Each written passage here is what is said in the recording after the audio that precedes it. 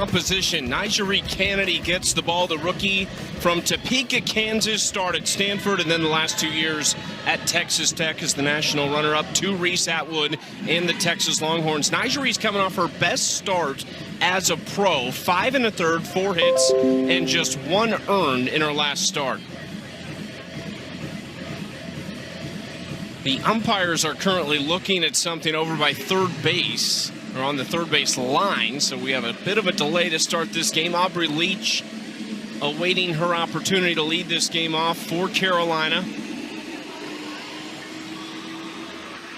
Leach, one of 3 in this starting order for Carolina who hail from the state of Texas. A lot of Texas blood as the umpires have figured this out, but Leach, Atwood, and Klingler, this Blaze offensive lineup has some speed, it has some pop, relies on a couple of rookies there with Atwood and Kennedy, who hit back-to-back 2 and 3 in the order. I believe the umpires are satisfied with what they saw. And so after a slight delay, we are ready to go. Aubrey Leach facing Nigeri Kennedy to lead off this game. Fantastic crowd here at Dell Diamond tonight. The first of 3 games between these two teams in much different situations in the standings, as we showed you. This one's so important for Carolina. So Nigeri Kennedy going to be known for her rise ball, whether she was at Stanford or at Texas Tech, or it's still her most used pitch. Going to throw in a curveball and a changeup as well. That screwball at only 4%, which is a big difference. So when you saw her as a senior at Texas Tech, that's a pitch that she's essentially eliminated as a pro, leaning more on her rise ball, curveball, and changeup mix. Why do you think we've seen that change? I think because her mechanics maybe looked a little bit more off. It's actually that's a rise ball out there. You see her body kind of angling to get that pitch out, but I think that her mechanics were just a little bit off, and this is my opinion, because of that screwball, and I think trying to get her more aligned and more on her power line, so maybe take that screwball away and throw a little bit more rise ball instead on that outside part of the plate to lefties. She was the number 2 pick in the AUSL college draft for Texas. Number 1 pick is in the other dugout right now, Carlin Pickens. We will see her tomorrow. She'll get the ball. Alicia Ocasio, the Game 1 starter for Carolina tonight.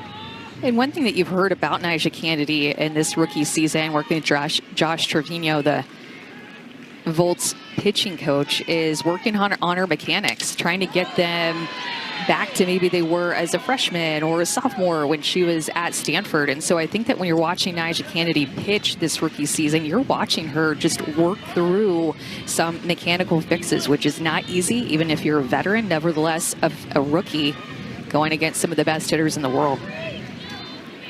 Still a busy summer ahead for a lot of these players. Nyjah and Aubrey Leach, 2 of them who will be playing for Team USA in some capacity. So a lot of these players who are teammates now and who are facing each other now will eventually wear the USA across their chest as teammates. Aubrey Leach putting together a great battle to lead off this game against Kennedy, and is going to see at least 9 pitches. Seeing a lot from her and Kennedy trying to settle into this game. We have a great crowd. This is a tough Blaze lineup that has a veteran in the top with Leach. And Aubrey Leach will walk.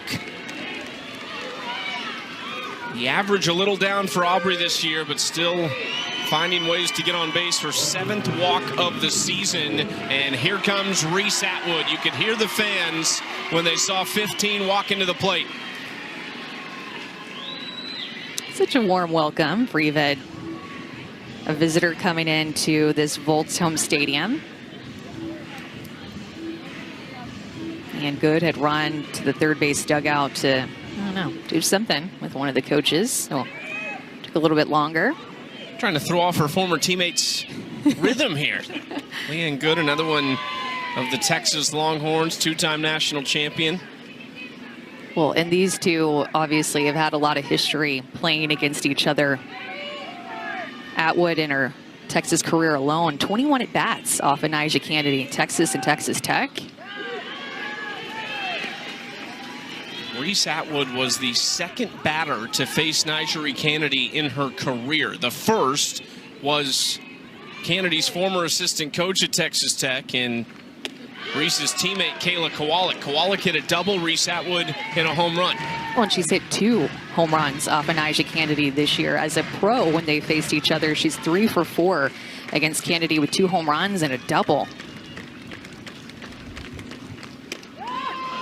Reese takes ball 2. It's a 2-2 count. Well, that's a pitch that I think that Nigeri Kennedy should throw a lot more, because that's her changeup, and hitters in the AUSL only hitting 133 off of her changeup with no extra base hits. Atwood off the end of the bat. It's going to be a double play. Sierra Romero coming up big defensively to double up Leach. And that's the exact combination that I would stick to. If I'm calling pitches with Nigeri Kennedy, I would throw my curveball and changeup a ton. This is a curveball off the end of the bat that goes right to Romero, and then she's able to easily tag Leach there for a quick double play. Exactly what Kennedy needed in this first. Another rookie to face Kennedy. It's Dakota Kennedy, the rookie out of Arkansas.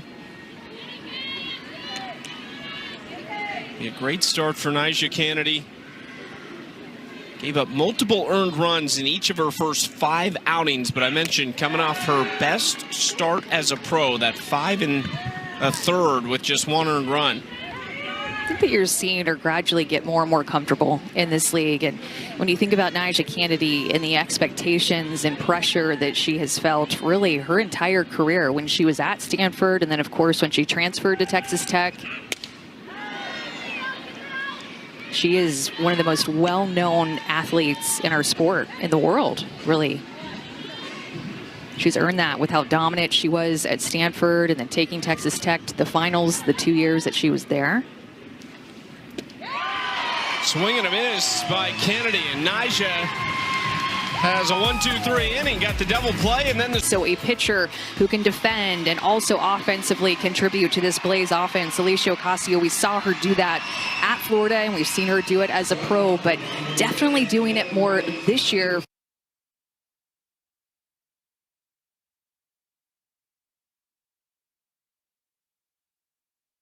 Against Oklahoma City. The other 5 appearances, she has a 1.68 ERA in 16 2/3 innings pitched, and retires Riley Boone almost immediately.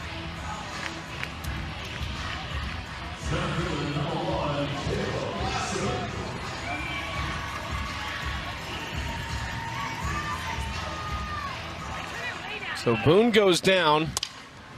And now Jayla Lassiter, first pitch swinging for her, and 2 outs for Ocasio.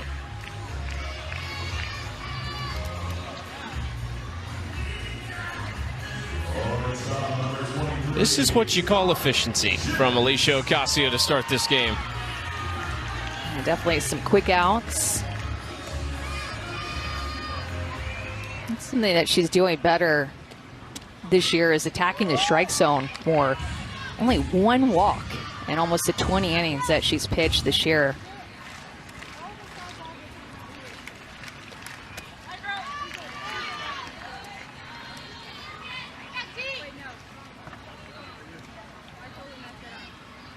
Tiare Jennings takes the first 2 pitches, so Ocasio has more than doubled her pitch count to Tiare, throwing 3 pitches to her.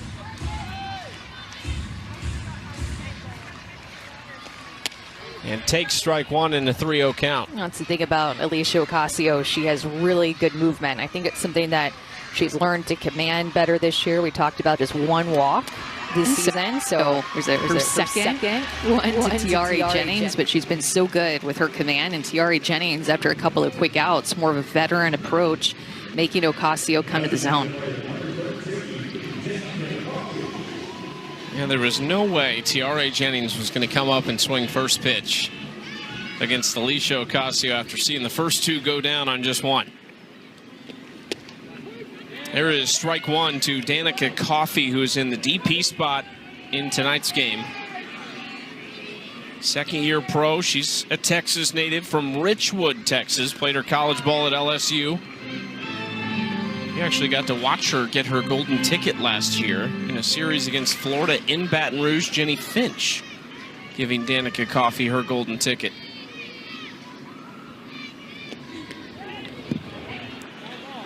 And that gets away, so as you notice, there is no short backstop. We're on a minor league baseball field, so there's a line painted in the turf behind home plate. If it goes beyond that line, you get the next base. If you were to be stealing on the play and it goes beyond the line, you would also get, in this case, third base too.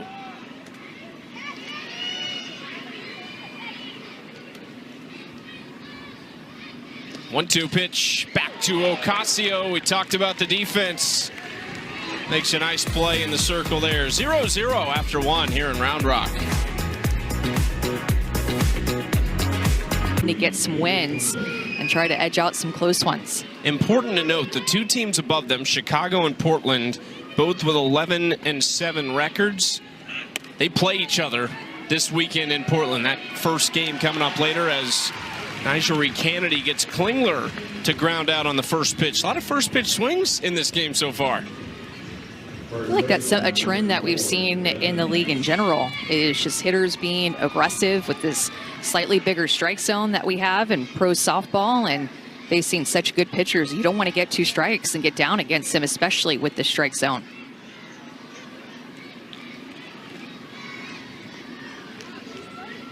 Nyjah has faced the minimum.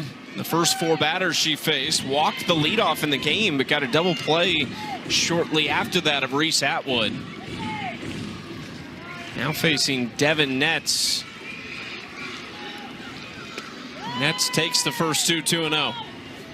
Trying to go to that curveball a little bit more against these right-handed hitters, and talked about this in the first inning, but if I'm Nyjah Kennedy and calling pitches, I would really lean on her curveball with the consistency and the way that it's moving, and her changeup. I think that that could be a great combo. Use your rise ball hard into these righties like every now and then, but her curveball has some really nice break away from these right-handed hitters. She's locating it really well, right at the knees, just off the plate, and then being able to use her changeup, a pitch that essentially, as a pro, has been unhittable for these hitters. Ground ball, Jennings cannot track it down, and Devin Netz has the first hit of the night for either team.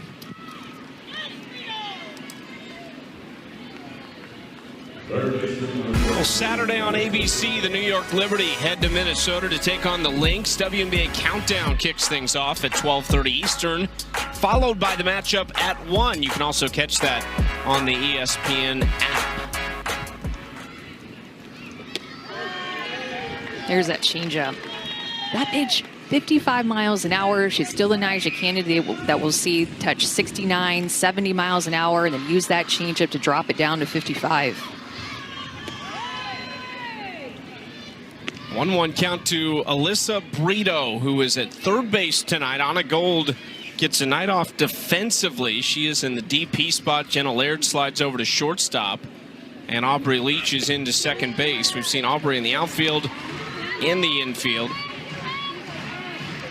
Some of these questions that we had about how this team would be put together or how they would be utilized, just they have a lot of options, a lot of versatility the way Dana Sorensen drafted this team. Nyjah misses low, 2-2. So many options and a lot of versatility with players who played the infield or specifically played shortstop, but can play any position in the field. It's something that you noticed with the way that she drafted. I like that pitch. That actually will go down as a check swing and a strikeout for Nyjah Kennedy, her second of the game. The first one was on the change. Then she gets Brito trying to dodge this rise ball up and in, and gets the call from the first base umpire that she went around. Second strikeout for Nyjah Kennedy tonight. Trying to put up a second 0 to start this game. This is Jenna Laird, the shortstop.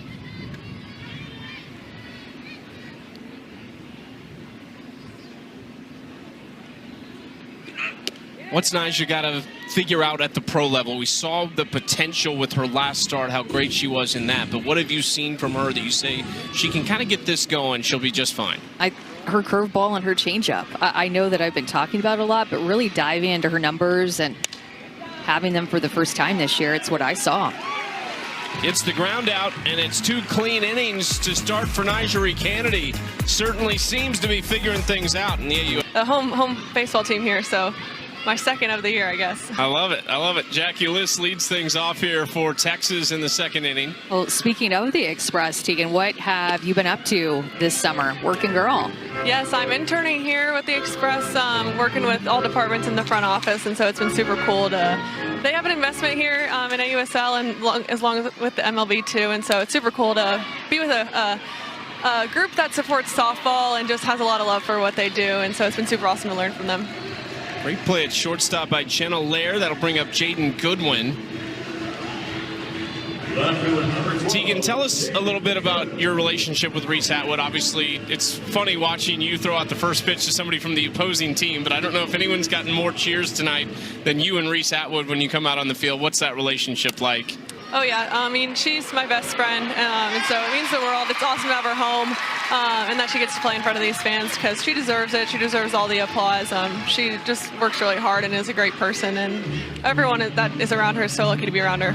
And you guys will play again later this summer together with Team USA. What is your routine? Because you just said you're interning for the Round Rock Express here, obviously trying to stay ready for Team USA too. So what's a week look like for you as far as the softball side of things? Yeah, so I'm lifting 3 times a week to keep my body just moving, also pitching probably, ramping back up to it, throwing probably 4 to 5 times a week, but kind of slowly worked my way back into it. Took a little break after the World Series, and so yeah, just doing whatever I can to stay ready and just stay moving, honestly.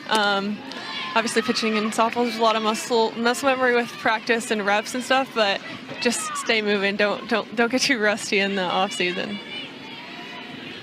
Michaela Edenfield at the plate takes that pitch for strike 1. Tegan, you've probably been asked this like a lot, but what was the difference winning the first national championship with Texas versus going back-to-back this year and winning that second one in a row? Yeah, I mean, it's different. Obviously, the first was special in and of itself to do that for the program, being the very first that has ever been to Texas for softball, and so that was super special. But the second was different. I think it was an open field for anyone, obviously, and so it was just really cool to really take it and to do it with this group of girls. We faced so much adversity, and obviously it was our goal, but we just took it one day at a time. It didn't focus on those back-to-back too much. Obviously it means the world that we did it, but just so many ups and downs that come with the season, and I'm sure any championship run can say that. And so it was different for sure, but just even more special. Obviously a lot of softball to be played for you, and still at Texas, and then with Team USA, probably one day in this pro league. What, from your perspective as a college athlete, it just seems like there's so much more awareness around the AUSL, but how have you viewed the league in the last couple of years? Oh, I mean, it's been so cool. I mean, I think anyone can tell that the AUSL is where it's at. They do things the right way. They bring so many fans out and are playing in such good venues and playing in cities that really support women's sports. And I can't wait to see where it grows. And I can't wait to hopefully play on one of these teams one day. And just with the level of talent and the girls that have bought into this from the very beginning and have seen the days when pro softball wasn't so great, and to be here.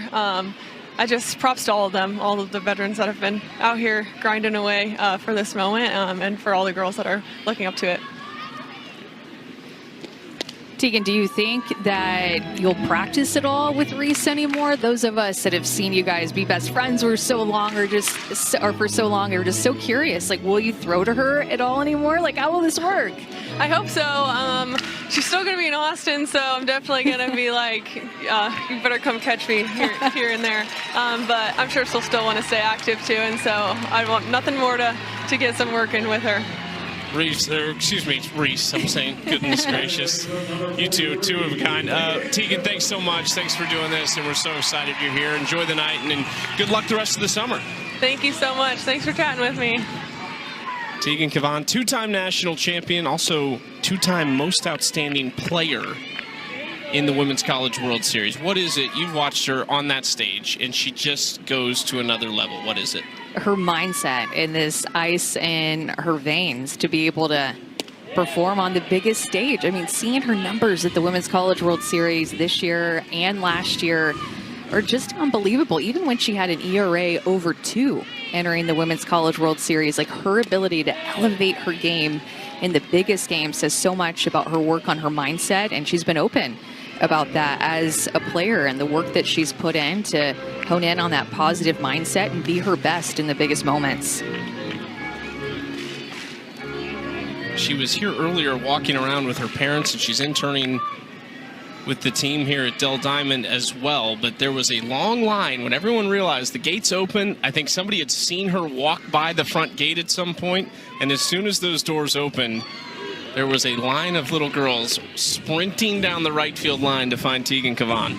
Well, and we definitely talked about this before the game, but she's taller than you think she's going to be. So I think that when you look at somebody like Carlin Pickens, like she looks tall, but long run in from Klingler in right field to make the catch. That'll do it for the inning. We are 0-0 after 2 here in Round Rock.